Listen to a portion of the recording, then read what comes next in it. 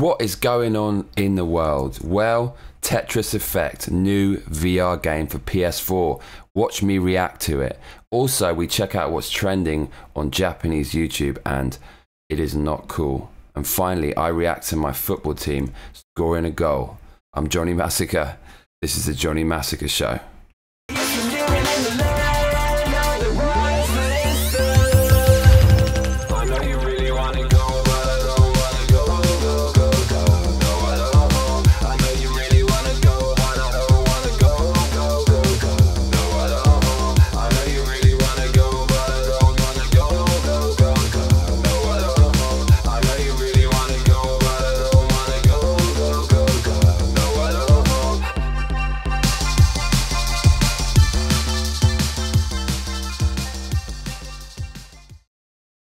Hello.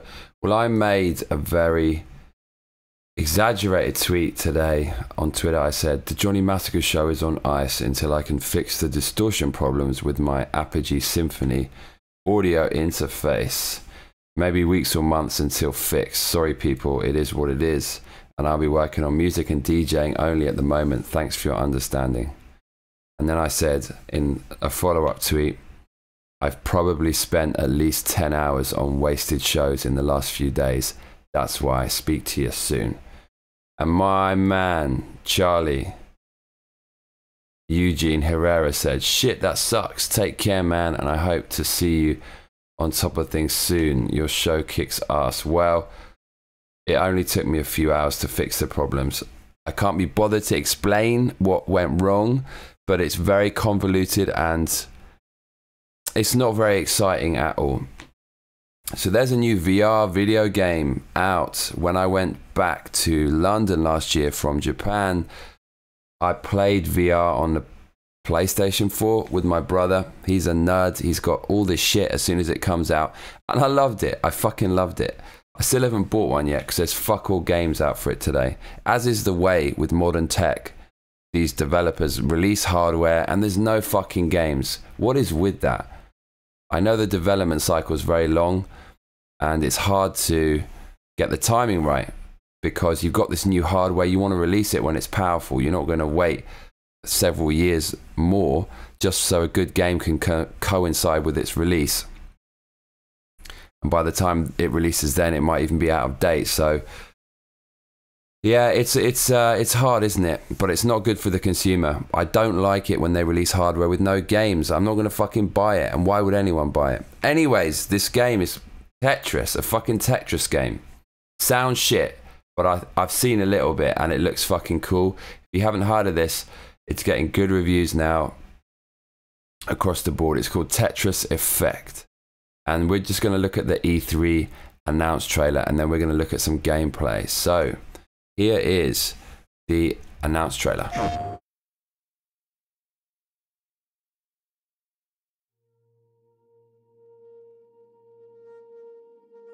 Game is made by Tetsuya Mizuguchi and the creators of Lumines and Res Infinite. That's a great game, Res, by the way. Was at Harvard Medical School in the year 2000. Participants played the game for 7 hours each, spread over the course of 3 days. This looks sexy. There's stars, and there's also fishy wishies and almost sea creatures. Reported seeing imagery from the game hours after they finished playing, often just as they were falling asleep. This has got to look amazing in PlayStation VR. It has to. It simply has to. Look at that. But even more surprising, amnesic patients with brain damage that prevents them from forming new memories also reported seeing game imagery well after they'd finished playing.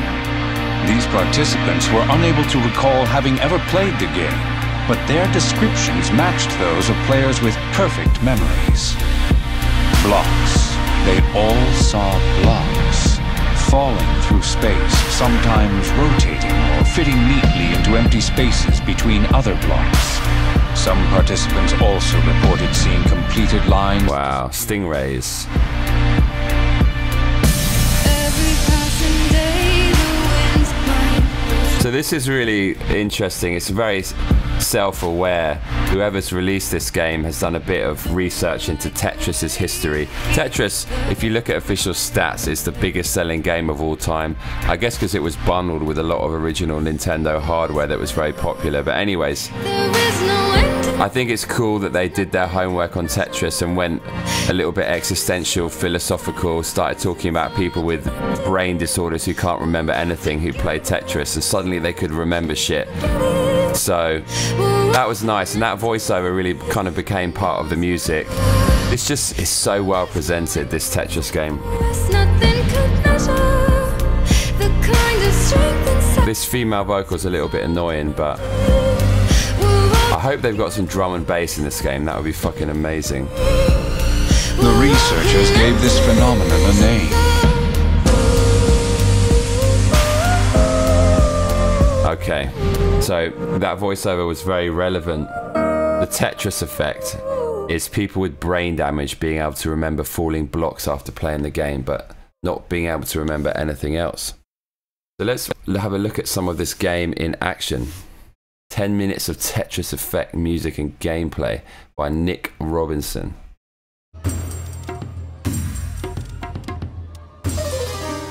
So it's basically just Tetris. The promo video made it look a little bit more exciting than it probably really is. But I'm hoping that once you start chaining together the blocks, then the visuals are going to get more and more fucked up, which would have two effects. One, it makes it exciting, and number two, it also makes it disorientating and harder to play. So you're going to be conflicted, because you're going to want to see these cool visuals, but at the same time they could signify your demise. This seems to be quite exotic. A little bit of a Far East vibe going on here.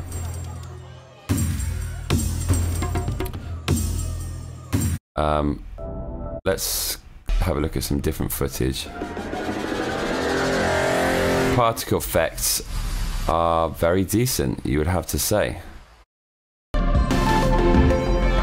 And the music is kind of similar to the game Res, a game that these developers also made. Res originally came out for the Dreamcast, I believe, and then I think there's a version of it for the PlayStation and so on, but yeah, this is something that I quite like the look of. I don't think I'd buy it without a VR, but playing this in VR would be very immersive. I like the way it's kind of suspended in the abyss, and then there's all these colors kind of flying around.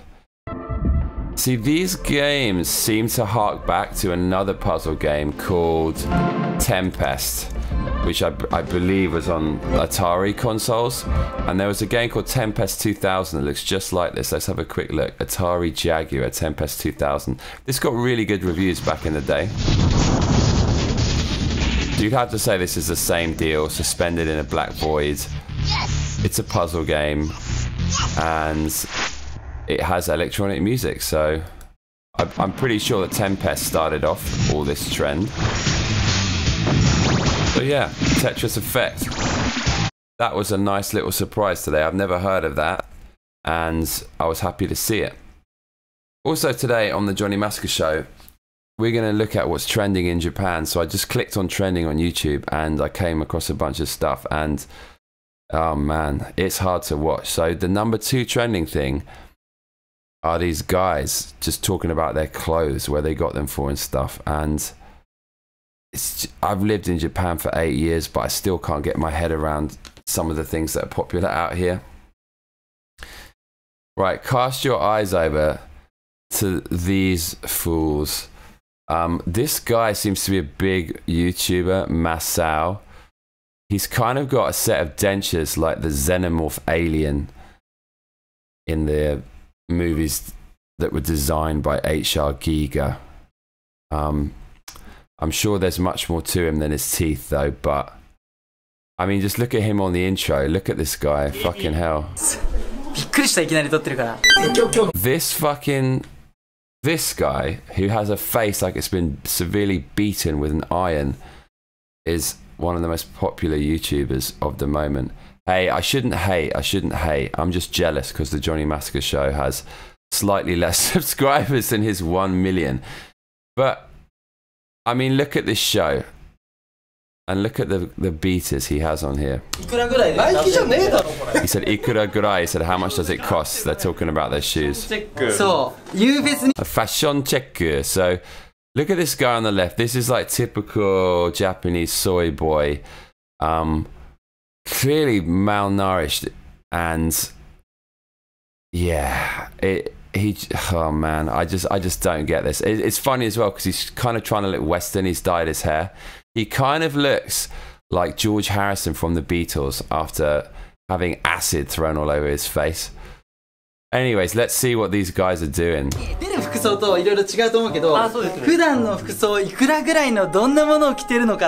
So he's saying, how much do you think his outfit costs? So not very much by the looks of it. That neck pendant is hardly the definition of bling bling.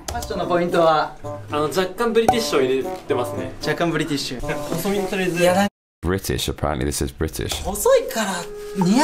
Hosoi. So it's tight. He's wearing tight jeans. Hosoi means kind of skinny.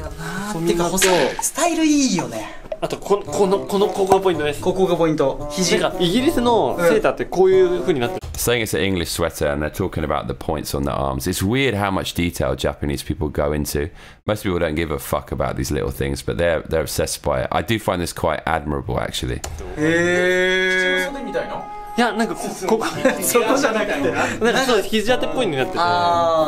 This guy's like a fucking girl.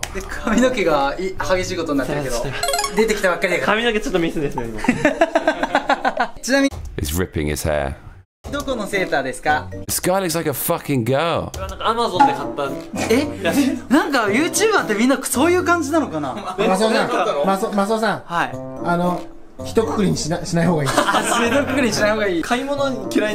Look at this guy, the way he plays with his hair, man. It's such a female trait. I'd do it too. Oh, Jesus Christ. Okay, I've had enough, so I'm not getting into this at all. This is the kind of stuff that trends on YouTube, and you might have noticed as well, they have the worst background music ever. Some kind of stock MIDI music. So, oh man, the entertainment out here is sorely lacking. Now, finally, I react to my team scoring a goal. So, I support Arsenal, and we played yesterday, and we haven't lost for fucking ages, which is weird. We got a new manager. He seems to have steadied the ship a little bit. And yesterday we were down 1-0 in the first 15 minutes. I was watching it on Reddit soccer streams on my iPhone, and I was like, fuck this. I'm going to bed. I'm not staying up to watch my team lose. And I woke up and we'd drawn. And the same thing happened last week. So we don't want to lose. This team doesn't know when to accept defeat. It's come back from behind many times this season. So I haven't seen the second goal. So let's watch it together and I'll give you a bit of sports commentary. I've never done this before, but it should be quite fun. And you can see my action. I'm very passionate about the football team I support. Arsenal. Have you heard of that, my American viewers? Arsenal Football Club. It's a London team. Best team in London, mate. I'm very passionate, so you should see quite an animated overreaction here. So you can see the score is poised at 1-0 to Wolves. I'm pretty sure they're kind of shit, but I was reading their defense is all right. And I think this is the goal coming up here. So number 7, I think that's Mkhitaryan. I think he's from Armenian or something. We got him from Manchester United. I'm sure you heard of that team. In a straight swap deal involving our player Alexis Sanchez, who was amazing, and was sad to see him go. But let's check this out. Here we go. Taken quickly, Mkhitaryan. Oh my God! Oh shit! But you have to say that. But that wasn't even a shot. Defense is going to get a touch to this. Mate, what the fuck is the goalkeeper doing? Oh my God! Look at this. Jesus, you can see our defense is shaky as fuck. This guy on the right with the long hair looks like Sideshow Bob from The Simpsons, Gendouzi. I hate opposition players with silly fucking hair like that, but when he plays for you, it's all right. Why don't we have a look at their goal? Well, they are peppering our goal with shots. Let's look at their goal. Here it is, coming up. The knockdown by Johnny. They're crossing it in from the left wing. Very, very weak. Okay, I remember this part. I actually stayed up to watch this part. Here we go. Oh, man, slicing through our defense. Oh, mate, this... Oh, God, just walks in there. At least fucking make it hard for him, you cunts. We're saddled with all these average defenders that were bought by our previous manager. And I think it's going to be interesting to see in January, which is mid-season, where you can actually buy players. The transfer window opens and you can buy players. And we need to give our new manager, Emery, Spanish geezer, some time to sort the team out. But once he buys a good set of defenders, it could end up being decent. But then he's already bought a few defenders and they're not that great. So I'm just tired of seeing a shitty defense. Anyways, me reacting to football, there you go. So the whole point of today's Johnny Massacre show is just to get the ball rolling, since we've been having audio problems. If there's any new viewers out there, make sure you smash that subscribe button, which is what all those other cunts say. I've got to say it, sorry. But make sure you do, because come on, man, this show's clearly much better than a lot of that shit out there, especially the #2 trending on Japan. Let's talk about my life.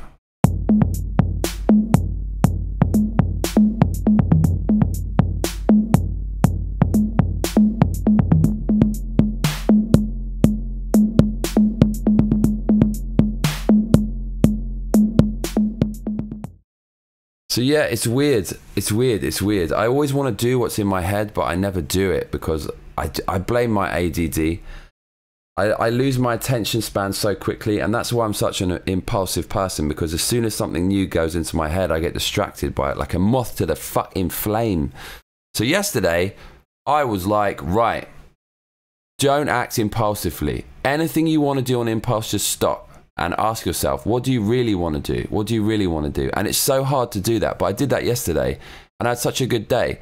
I hit the gym, 2.5 hours, ran there, did weights, did some other shit, boxing, was working on my stance. I was working the bag a little bit, but I wasn't really thinking too much about the punches. It was more about positioning and kind of moving, shuffling in, shuffling out and pivoting. And yeah, it was fun, and I got back and it was great because I ate too much mango the day before. I'm addicted to mango. I'm fucking addicted to it, because I tried not to eat a lot of carbs. So when I do get on the carbs, I get my carb fix from mango. There's actually less carbs, I believe, and certainly less sugars in mango than banana, and it's definitely more tasty, definitely tastier than a banana. And so I ate too much mango. See, other people drink too much or take too many drugs, but I'm a good boy these days. I just eat too much mango. And so I felt guilty, went to the gym, did my bit. And it was mad. About 3 minutes from my recording studio, when I was running back, I lost all my energy. So I burned the fuck out of that mango over the course of 2.5 hours. Got back, I was like, right, I'm going to clean, I'm going to do some paperwork. And I had a vision in my head and I just did everything I wanted to do. So it's great. And I'm continuing that today. So if you hit the gym hard as a motherfucker, even if you've got bad habits, staying up late, you're a bit of a night owl like me, you will fall asleep. And that's what happened yesterday. Got 3 hours sleep, forced myself out of bed at 5, which is what I like to do. Went for a little run. And this is very random now. We're going to get mad ADD. So look, that's what's going on in my life. Just eating too much mango and trying to like not give in to my impulsive behavior. But going on to something else. On the run, I saw a rat. There's like a rat on the same block. So I ran around the block and then fucked off on my usual route.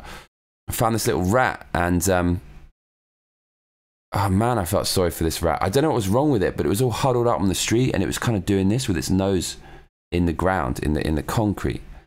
And I went close to it and I was like, hey little rat. And rats are really timid, but this one, it didn't move, so something was wrong with it and I felt really sad. So I ran and I came back and it kind of moved a bit more in the gutter this time, and then it was really rocking back and forth and looked really poorly. And I thought, God, what can I do to save this rat? I definitely can't pick it up, because if you get bitten by a rat, they can have really dangerous diseases. I didn't cover this other piece of news on the Johnny Massacre show because it was fucking one of the most depressing, grotesque pieces of news I've ever heard. But this young boy ate a slug. Oh man, the thought of it is disgusting. He did it for a dare. And then it showed a picture of him 30 years later, and he finally died of a disease he got from this slug, and he's in a wheelchair and he's all brain dead and shit. It's horrible, grim. And apparently the slug had been eating rat droppings. So basically picking up rats is a bad idea. Rats are responsible for hundreds of millions of deaths over the years, you know, the plague and shit like that back in the days. I'm pretty sure that rats are responsible for people saying bless you when you sneeze, because back in the day when people sneezed, it means they might have got some fucking bubonic plague contracted from rats. But you don't want to be picking those fuckers up. So what are you supposed to do? And even if you do, if you wore gloves and stuff and put it in a box with some nest bedding and shit and fed it back to health, you'd have to get it checked, right? So can you take a rat to the vet? Is the veterinarian gonna take you seriously? Hey, this is my pet rat I picked up off the street. They might tell you to fuck off. So how do you go about saving a pet rat, or should you just leave them to die? I probably wouldn't have taken it anyways, even if I was some superhuman and resistant to all diseases. But I felt sorry for this fucker. It actually looked quite cute. And I wonder what it had done. I wonder what this rat had fucking eaten. Who fucking knows? I do live in Prostitute City. There's a lot of kind of trash and like urban decay and grime around. So this rat probably went a bit too far and was munching through the trash cans. But that happened as well. So look, happy days. Johnny Massacre Show, back online. No more audio problems. I'm the master of the tech shit. I always fix it in the end. So I'm just happy to be back. I owe you 2 episodes now because I owed you an extra one from last week. I spent about 15 hours, 20 hours just on wasted Johnny Massacre shows with audio problems last week. So I owe you 2 shows and I will give you them back this week. So I'm going to cut it short there. And I promise I'm going to get on the mailbox tomorrow. I promise. So thanks for watching. If you enjoyed the video, make sure you keep up to date by clicking the subscribe button and hitting the bell so you get that fucking new Johnny Massacre video rammed into your box every single day, Monday to Friday. And you can also support me on patreon.com/Johnny Massacre. If you do, you're going to get a lot of good shit.